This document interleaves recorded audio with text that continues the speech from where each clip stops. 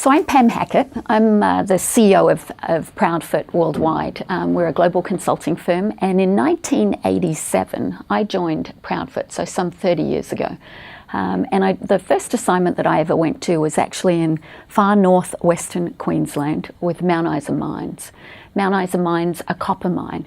And the work that we did there was really all about people.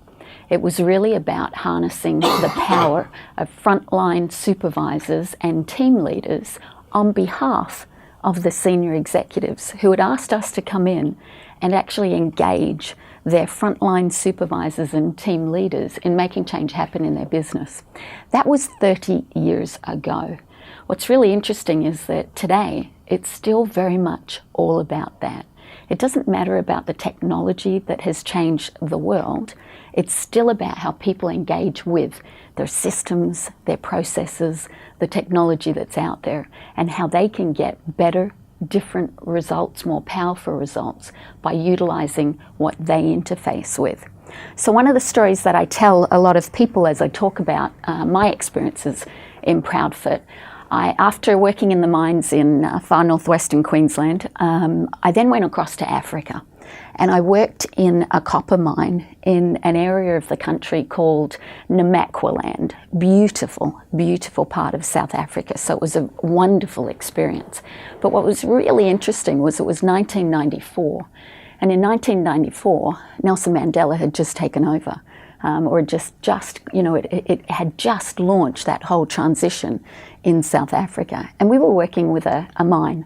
We were working in the old world of the mine.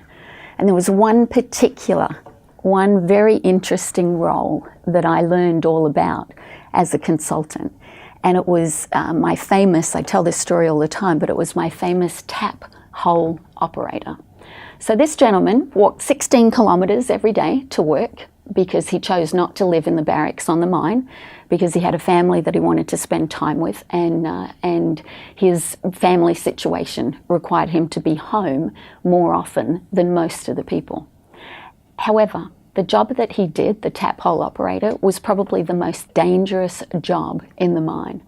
That job required him to do one thing very, very well. He had to separate the copper from the slag. And in separating the copper from the slag, he determined the profitability of the entire mine. That one role held the entire business in his hand. If he separated, and back then it was a manual job, there was no such thing as technology, people died in that position. He literally held a pole and he tapped holes in the copper, the molten copper, to get it to flow the right way, to get it to flow between the slag and the copper. Too much copper in the slag and you're doing rework, you've got waste, and too much slag in the copper and you're not making enough money. But what was really interesting was that individual absolutely had no idea that he held the profitability of that company, the entire company, in his hand. And the senior executives had never stepped foot at that particular role or that particular job function area. And given that man, shook his hand and recognized the real power of that job.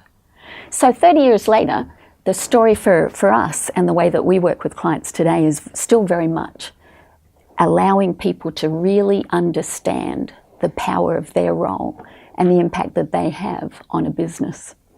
And that 30 years later is still what we're all about. It really is about harnessing the power of people.